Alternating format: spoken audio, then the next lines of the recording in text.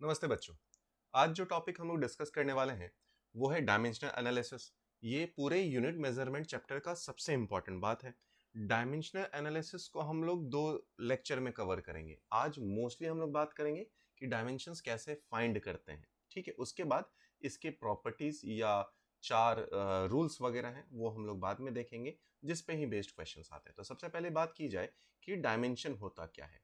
अब जरा समझे डायमेंशन का मतलब क्या होता है और इसको जरा आसान भाषा में हम लोग समझने की कोशिश करते हैं। तो लेट्स से अगर किसी ने बोला डेंसिटी, तो देखो बेटा, डेंसिटी का यूनिट अगर आपको बताना हो तो आप बोलेंगे ये तो एक डिराइव्ड यूनिट के कैटेगरी में आएगा। कैसे? यहाँ पर आएगा हमारे पास मास बटे वॉल्यूम होता है डेंसिटी। अच्छा, तो इनमें फंडामेंटल क्वांटिटीज कौन कौन सी थी? मास, वॉल्यूम है हमारे पास एल क्यूब। यानी कि अगर मुझे डायमेंशन ऑफ डेंसिटी बताना होगा तो हम लोग बोलेंगे ये पावर है। ठीक है, पावर किसका किसका बेटा? तो मास का पावर देखो 1 है और लेंथ का पावर -3 है।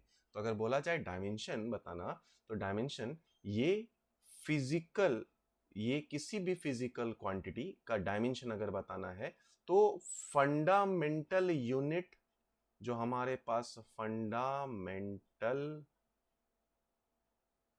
यूनिट का पावर है। सो डायमेंशन क्या है बेटा? द गिवन फिजिकल क्वांटिटी को जब हम लोग उनके फंडामेंटल क्वांटिटीज पे, जिस पे वो डिपेंड कर रहे हैं, उस पे लिख दें, तो वो फंडामेंटल क्वांटिटीज के जो पावर आएंगे उसको डायमेंशन बोलेंगे। जैसे कि डेंसिटी में अगर हम लोग बोले कि डायमेंशन ऑफ मास बताइए इन इन डेंसिटी, तो हम लोग क्या बोलेंगे यहाँ पर? ये किसके बराबर है? 1 के बराबर है।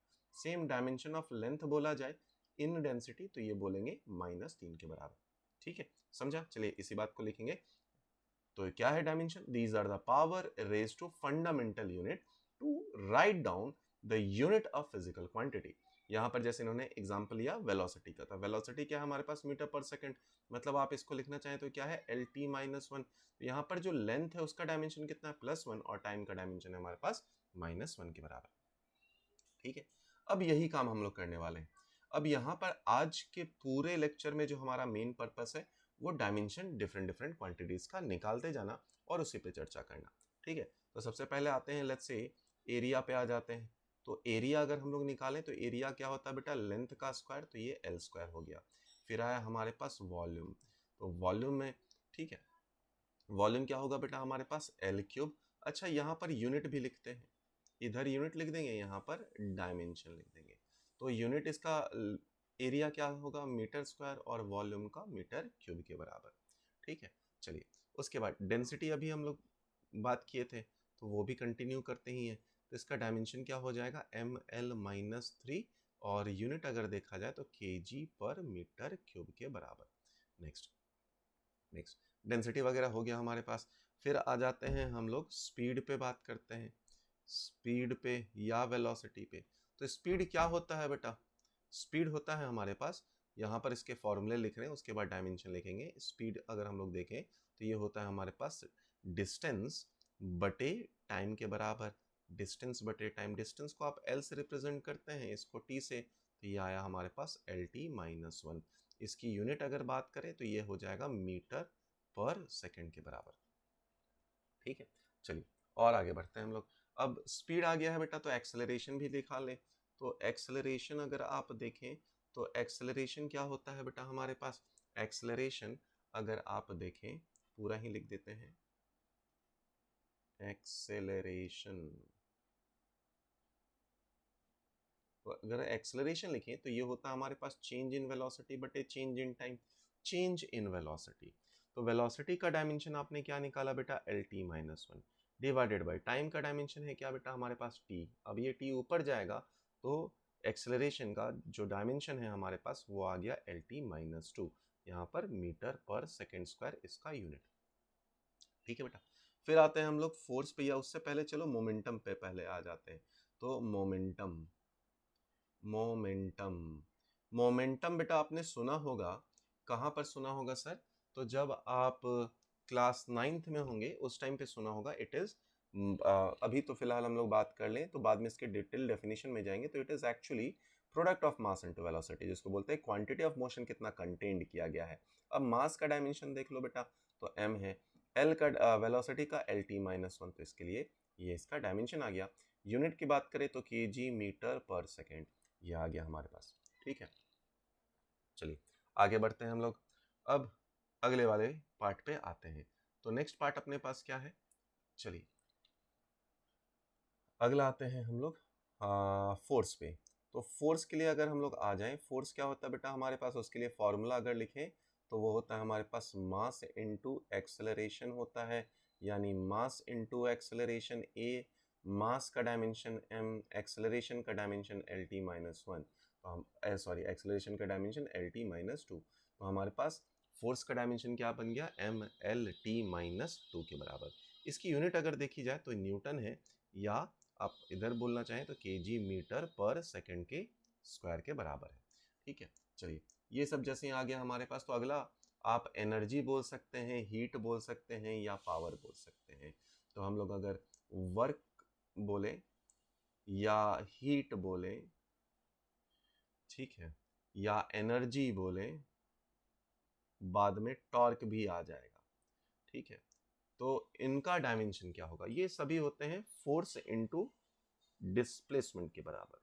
तो फोर्स इनटू डिस्प्लेसमेंट अगर करते हैं तो फोर्स का डायमेंशन अभी अभी निकाला बेटा, तो M L T minus 2, length displacement है तो एल से मल्टीप्लाई कर दिया, मतलब ये आया M L square T minus 2। इसका यूनिट अगर लिखे तो हम लोग जूल के बराबर होता है। ठीक है, आइए थोड़ा और बात करते हैं। उसके बाद आता है हमारे पास टॉर्क। समझे, टॉर्क का डायमेंशन भी वर्क के जैसा ही होगा। तो टॉर्क का बेसिक जो मतलब होता है वो होता है फोर्स इनटू परपेंडिकुलर डिस्टेंस। तो जो हम लोग डिस्टेंस लेते हैं वो आता है कौन सा, परपेंडिकुलर डिस्टेंस के बराबर होता है। क्या होता है ये डिटेल जब टॉर्क आप पढ़ेंगे तब समझ में आएगा। तो फोर्स इनटू डिस्टेंस अगर आप बोल दें तो सेम इसका भी डायमेंशन वर्क के जैसा ही रहेगा, तो M L square T minus 2 के बराबर रहेगा। चलिए अगले आते हैं हम लोग पावर। तो पावर आपने पढ़ा होगा बेटा, that is power is equal to work per unit time. तो अब वर्क का डायमेंशन पता है, टाइम से डिवाइड कर दीजिए तो ये बन गया M L square T minus 2, पहले से था, एक टी ऊपर चला जाएगा और तो ये टी माइनस 3 बन गया। इसकी यूनिट की बात करें तो वैट के बराबर इसकी यूनिट होती। आइए, हाँ टॉर्क की यूनिट हम लोग नहीं लिखे तो न्यूटन मीटर के बराबर होती। आइए, ये बात हम लोगों ने लिख लिया। अब आते हैं हम लोग, जैसे टॉर्क हो गया तो कुछ और डेफिनेशन, जिसमें है प्रेशर की बात करें, प्रेशर की बात करें या स्ट्रेस की बात करें, सभी का एक ही जैसा काम होगा। या हम लोग बात करें इलास्टिक मॉडुलस, इलास्टिक मॉडुलस, ये सभी टॉपिक बाद में पढ़ेंगे। इलास्टिक मॉडुलस इसमें कौन कौन से हो सकते हैं बेटा, यंग्स हो सकता है, ठीक है, यंग्स मॉडुलस हो जाएगा। फिर आ जाएगा हमारे पास शेयर मॉडुलस हो जाएगा, शेयर मॉडुलस हो जाएगा, फिर मॉडुलस ऑफ रिजिडिटी हो जाएगा, मॉडुलस ऑफ रिजिडिटी, या ठीक है, इसको शेयर मॉडुलस बोल देते हैं। शेयर मॉडुलस और मॉडुलस ऑफ रिजिडिटी दोनों सेम ही है, तो इसको ऊपर नीचे भी लिख सकते हैं। उसके बाद यहाँ पर एक और आ जाएगा बल्क मॉडुलस, बल्क मॉडुलस, ठीक है। तो यंग्स मॉडुलस, शेयर मॉडुलस या modulus of rigidity and bulk modulus, इन सभी का डायमेंशन प्रेशर के बराबर ही होगा। तो प्रेशर का डायमेंशन कितना है बेटा हमारे पास, दैट इज फोर्स बटे एरिया। फोर्स का डायमेंशन है हमारे पास M L T minus 2, area है एल स्क्वायर, तो ये बन गया M L minus 1 T minus 2 के बराबर। ठीक है बेटा, अच्छा कुछ और बातें, एक और टर्म आपसे यूज होता है impulse of force, impulse of force, impulse of force. सो इम्पल्स ऑफ फोर्स क्या होता है बेटा, that is force into time के बराबर, which is equal to change in momentum, यानी कि मोमेंटम का डायमेंशन। मोमेंटम का डायमेंशन क्या होता है बेटा, हम लोगों ने पहले ही निकाल रखा था, that is mass into velocity, velocity is L T minus 1, तो ये आ गया इम्पल्स का डायमेंशन। ठीक है बेटा, अच्छा उसके बाद आता है हमारे पास स्ट्रेन आता है।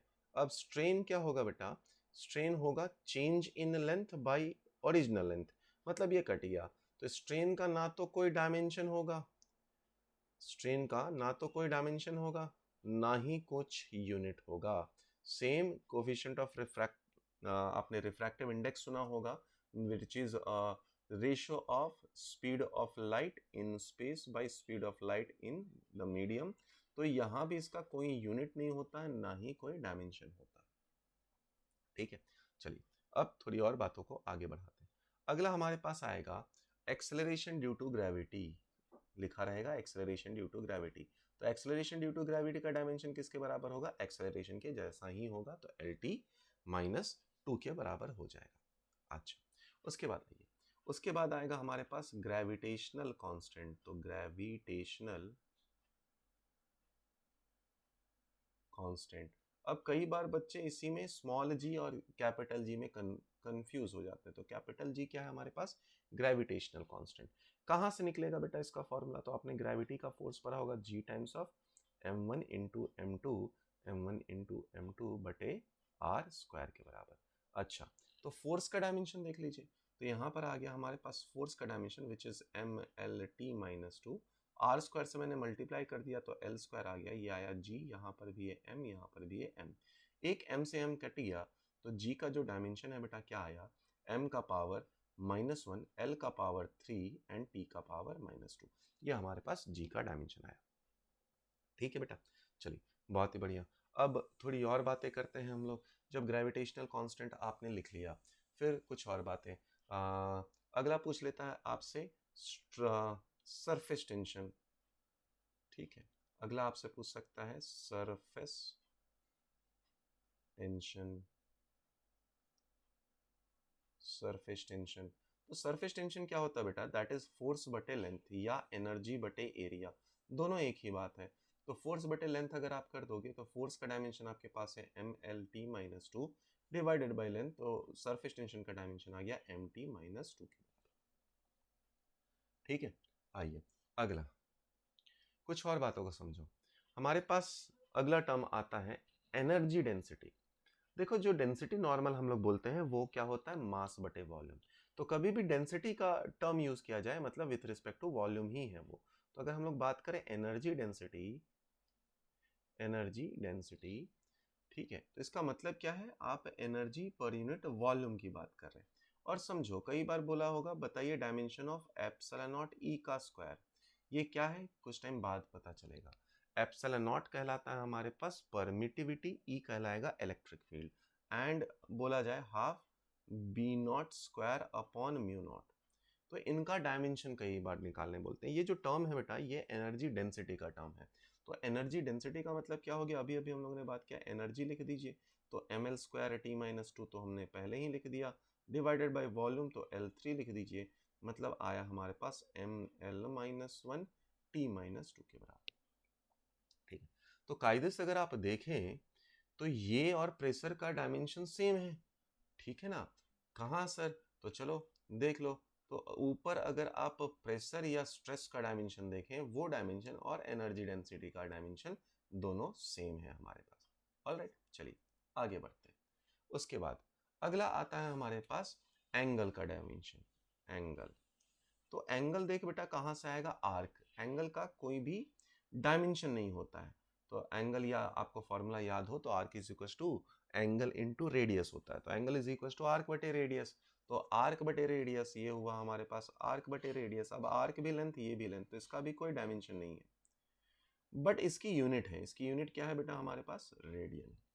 ठीक है, चलिए उसके बाद आता है हमारे पास एंगुलर स्पीड, मतलब ओमेगा। ये क्या होता है बेटा? एंगल बटे टाइम। तो एंगल का तो कोई डायमेंशन ही नहीं है, तो एंगल बटे टाइम का क्या हो गया डायमेंशन? T minus 1। सेम आया हमारे पास एंगुलर स्पीड, सेम आया हमारे पास angular acceleration. So that is equal to angle पर यूनिट टाइम बटे टाइम। मतलब क्या है बेटा? एंगुलर स्पीड बटे टाइम के बराबर। तो ये कितने के बराबर आया? T माइनस 2 के बराबर आया। ऑलराइट, चलिए अगले पे आते हैं हम लोग। तो अगला आता है हमारे पास कोफिशिएंट ऑफ विस्कोसिटी। जरा इस बात को समझना, कोफिशिएंट ऑफ विस्कोसिटी। तो हमारे पास जो फॉर्मूला है वो समझे, पहले तो नाम लिख देते हैं कोएफिशिएंट ऑफ विस्कोसिटी। क्या होता है जरा समझे। तो हमारे पास जो फोर्स बटे एरिया यानी स्ट्रेस है that is equal to coefficient of viscosity into velocity gradient. तो delta u by delta y के बराबर है, delta u by delta y के बराबर है। तो कोफिशिएंट ऑफ विस्कोसिटी का फॉर्मूला क्या आ जाएगा हमारे पास, जरा समझो। ये है velocity gradient delta u by delta y. तो इसको भी पहले देख ही लेते हैं, वेलोसिटी ग्रेडियंट। ग्रेडियंट तो कभी भी ग्रेडियंट का मतलब आया तो समझना विथ रिस्पेक्ट टू लेंथ पूछा गया। तो ये क्या है, change in velocity by change in length. Velocity का dimension L T minus one, ये है हमारे पास एल, तो ये आ गया हमारे पास वेलोसिटी ग्रेडियंट का डायमेंशन टी माइनस वन के बराबर। अच्छा, तो फोर्स क्या है हमारे पास बेटा, that is equal to M L T minus two बटे area which is L square into, ठीक है, इनटू, अब यहाँ से टी माइनस वन को नीचे रख दिया, या तो आप और आसान से इसको समझ सकते हैं, प्रेशर का डायमेंशन लिख दीजिए, इससे ज़्यादा शॉर्टकट और निकालते हैं। तो प्रेशर हमारे पास है M L minus one T minus two के बराबर, यहाँ पर है म्यू और इसका पावर है टी माइनस वन। तो म्यू का डायमेंशन कितना आ गया बेटा, M L minus one T minus one के बराबर, ये आ गया हमारे पास म्यू का डायमेंशन। कई बार हम अपने से प्रेशर ग्रेडियंट पूछा जाएगा, प्रेशर ग्रेडियंट, प्रेशर ग्रेडियंट। तो जैसे ही नाम आया ग्रेडियंट मतलब क्या आया, प्रेशर बाई लेंथ। तो प्रेशर बाई लेंथ, अब प्रेशर के पास ऑलरेडी कितना है हमारे पास, M L minus one T minus two बटे एल, ठीक है। यानी कि जो ये पार्ट है हमारे पास, इसके लिए जो डायमेंशन आया वो आया M L minus two T minus two के बराबर, ठीक है बेटा। चलिए कुछ और बातों पे चलते हैं। अगला आता है हमारे पास मोमेंट ऑफ इनर्शिया। तो मोमेंट ऑफ इनर्शिया, देख बेटा, moment of inertia, moment of inertia, ठीक है। तो मोमेंट ऑफ इनर्शिया को आई से रिप्रेजेंट करते हैं, जो कि होता है एम एल स्क्वायर के बराबर, मास इंटू रेडियस होता है, तो एम एल स्क्वायर के बराबर। अब मास की जगह पर तो मास रहने दिया और एल की जगह पर हमारे पास एल स्क्वायर हो गया, तो काम खत्म हो गया आपका मोमेंट ऑफ इनर्शिया का डायमेंशन, ठीक है बेटा। फिर आता है हमारे पास angular momentum, angular, angular momentum, momentum. अब देख बेटा, एंगुलर मोमेंटम का मतलब होता है लीनियर मोमेंटम। लीनियर मोमेंटम क्या था, एम वी इंटू डिस्टेंस, तो आर से। अब एम का पता है हमें, क्या लिख सकते हैं, M L T minus one, और यहाँ लिख सकते हैं एल, तो ये आ गया हमारे पास M L square T minus one के बराबर, ठीक है। चलिए उसके बाद आता है हमारे पास टाइम पीरियड एंड फ्रीक्वेंसी। तो टाइम पीरियड का डायमेंशन तो टी हो जाएगा, बट चलो फ्रीक्वेंसी देख लेते हैं। तो फ्रीक्वेंसी क्या हो जाएगा बेटा, तो फ्रीक्वेंसी की अगर हम लोग बात करें, ये बात होगा वन बाई टाइम पीरियड के बराबर, मतलब टी का पावर माइनस वन के बराबर, ओके। Excuse me. चलिए फिर कुछ और टर्म आते हैं, जैसे आएगा रिलेटिव के, जो भी टर्म हो, रिलेटिव डेंसिटी अगर कभी बोला जाए, सो रिलेटिव जैसे ही टर्म आया उसका मतलब हमेशा याद रखना विथ रिस्पेक्ट टू क्या है, तो डेंसिटी, डेंसिटी, डेंसिटी बटे डेंसिटी, बटे डेंसिटी। अब किसका किसका डेंसिटी वो हम लोग बाद में बात करेंगे, तो ऊपर चलो लिख ही लेते हैं। तो डेंसिटी ऑफ कोई भी सब्सटेंस होता है, सब्सटेंस होता है, और यहाँ पे डेंसिटी ऑफ वाटर होता है at 4 degree C, water at 4 degree C. तो दोनों जगह डेंसिटी है, तो इसका भी कोई डायमेंशन रहेगा नहीं, इसका भी कोई डायमेंशन रहेगा नहीं। तो एम जीरो एल जीरो और यहाँ पर टी जीरो हो जाएगा। रिलेटिव डेंसिटी को ही ना कई बार स्पेसिफिक ग्रेविटी भी बोलते हैं, स्पेसिफिक ग्रेविटी भी बोलते हैं। ऑलराइट, चलिए ठीक है। चलिए नेक्स्ट आता है हमारे पास स्प्रिंग कांस्टेंट और मटेरियल कांस्टेंट और फोर्स कांस्टेंट। तो अगर हम लोग बात करें फोर्स कांस्टेंट, अगर हम लोग बात करें मटेरियल कांस्टेंट या स्प्रिंग कांस्टेंट, इन सभी का मतलब क्या है, के बराबर पूछा जा रहा है आपसे। तो जरा समझो, जो फोर्स है हमारे पास वो के एक्स के बराबर होता है। तो फोर्स को हम लोग लिख लेते हैं क्या, M L T minus two is equal to K और एल। तो यहाँ पर हमारे पास के का डायमेंशन कितना आया बेटा, के का डायमेंशन आया हमारे पास एम टी माइनस टू के बराबर, ओके। चलिए फिर हीट वगैरह के बारे में बात कर लिए हम लोग, स्पेसिफिक हीट के डायमेंशंस जब हम लोग बाद में पढ़ेंगे कहीं तो लिख लेंगे, या चलो लिख ही लेते हैं स्पेसिफिक हीट, स्पेसिफिक हीट, तो जरा समझें, हीट का जो फॉर्मूला होता है बेटा वो होता है mc डेल्टा टी।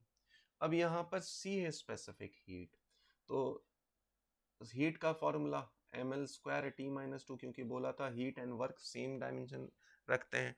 और यहाँ पर भी है m, यहाँ पर c का डायमेंशन निकालना है, डेल्टा टी मतलब टेम्परेचर विच इज केल्विन।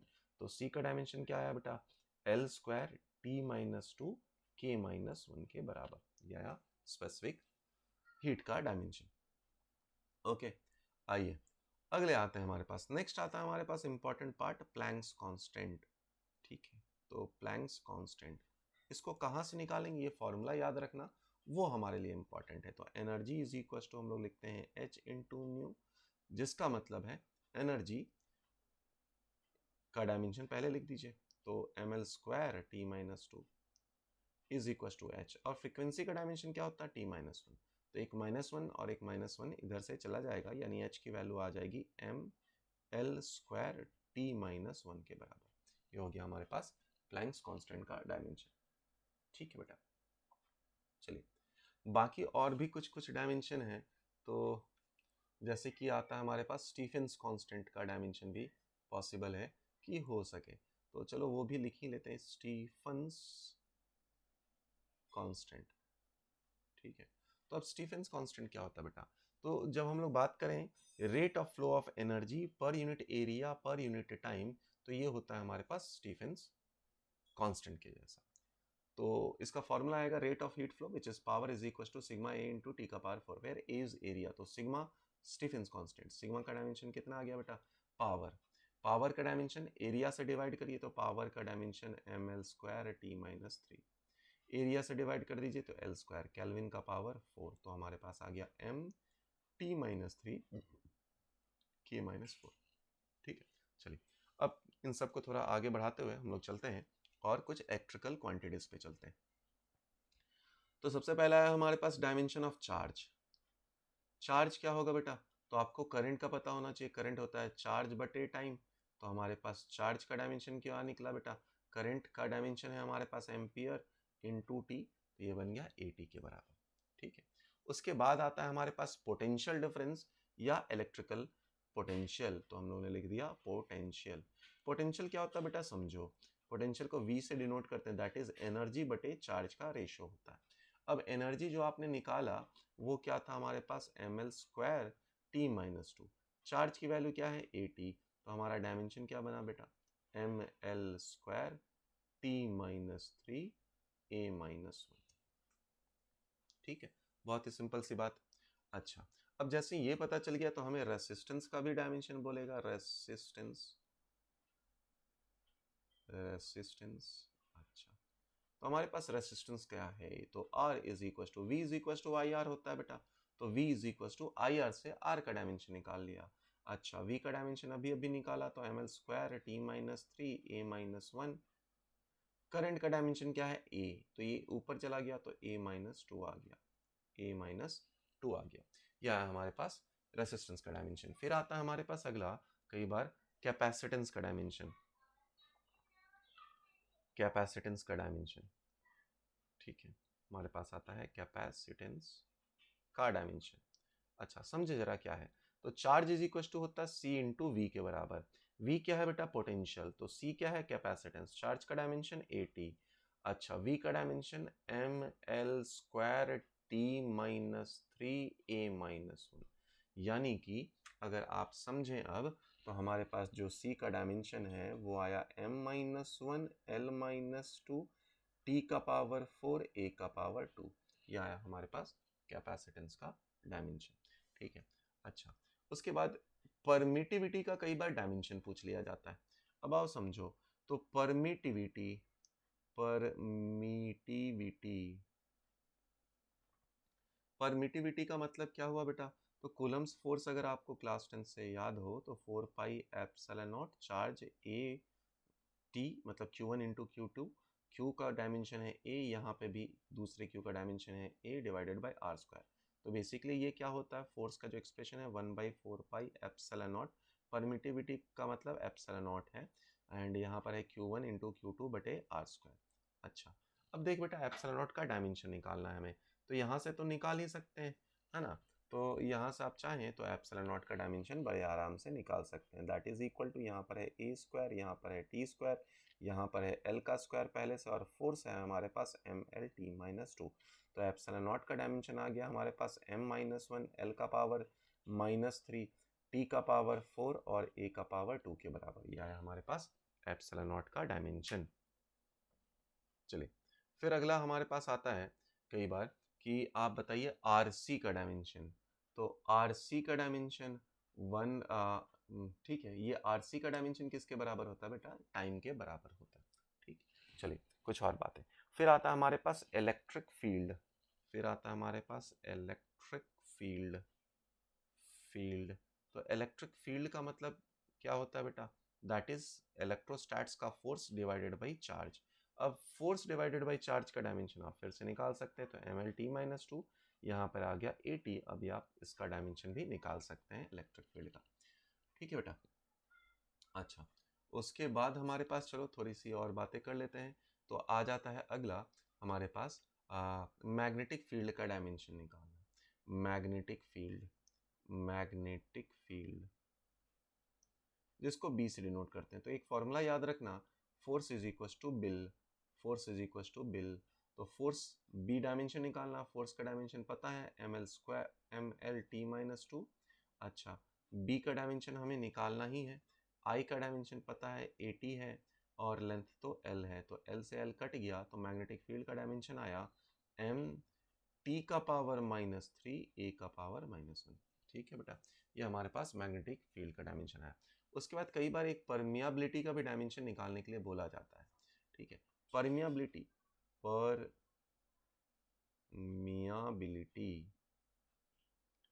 मतलब क्या? Mu naught. तो परमियाबिलिटी होता है हमारे पास म्यू नॉट, और इसको निकालने का जो तरीका होता है, देख बेटा, ये फॉर्मूला कभी फ्यूचर में आपको बताऊंगा, mu not I upon two R. ठीक है, और बहुत ही छोटा सा फॉर्मूला है, यहाँ से आपका काम भी हो जाएगा। अब इसी से अगर आप डायमेंशन निकालें, बी का डायमेंशन अभी अभी निकला है, तो ये है M T minus three, M T minus three, A minus one. ठीक है, म्यू नॉट, यहाँ पर है ए और यहाँ पर है एल।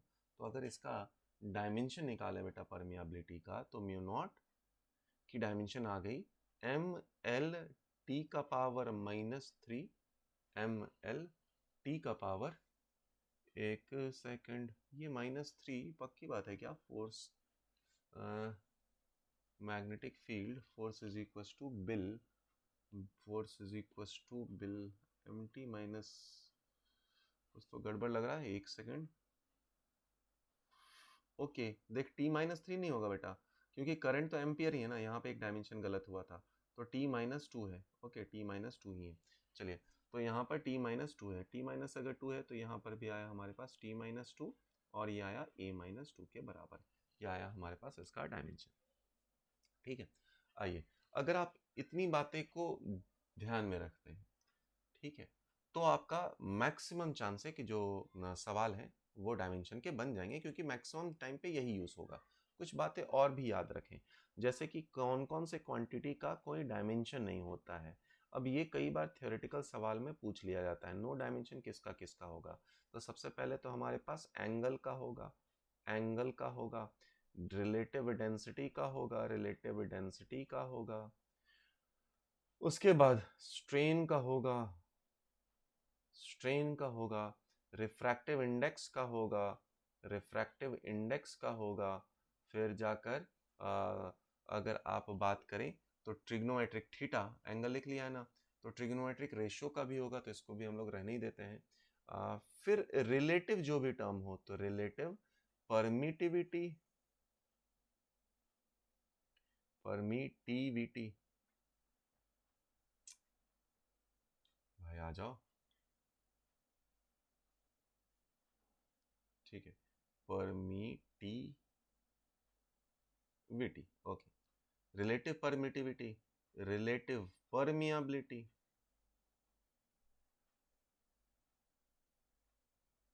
मतलब ये एप्सिलॉन नॉट और ये म्यू नॉट। तो इन सब के डायमेंशन क्या होता है? ना के बराबर, मतलब डायमेंशन लेस होता है फिलहाल तो। ठीक है बेटा, चलिए और कुछ बातें अगर हम लोग ध्यान में रखें, तो किसका किसका डायमेंशन सेम था? एनर्जी डेंसिटी का अगर आपको याद हो, प्रेशर का याद हो, तो ये सब डायमेंशन हम लोगों ने बात किया था कि ये सेम रहेगा। अच्छा, और कुछ बातें याद करो। तो आर सी का डायमेंशन, ठीक है, आर सी का डायमेंशन, एल बाई आर का dimension and 1/√LC L C का डायमेंशन, एल सी का डायमेंशन, ये सब का डायमेंशन किसके बराबर होता है? टाइम के बराबर होता है। ठीक है, तो अगर आप ये डायमेंशन एनालिसिस के यहाँ तक के पार्ट भी आप देखते हैं तो आपको अगला लेक्चर जिसमें बहुत सारा ज़्यादा यूज होने वाला है dimension of different different physical quantity का, वो आप आसानी से निकाल सकते हैं। तो इन पूरे लेक्चर को ध्यान से देख लीजिए, अपने नोट्स बना लीजिए। मिलते हैं अगले लेक्चर में, तब तक के लिए बाय बाय, टेक केयर, धन्यवाद।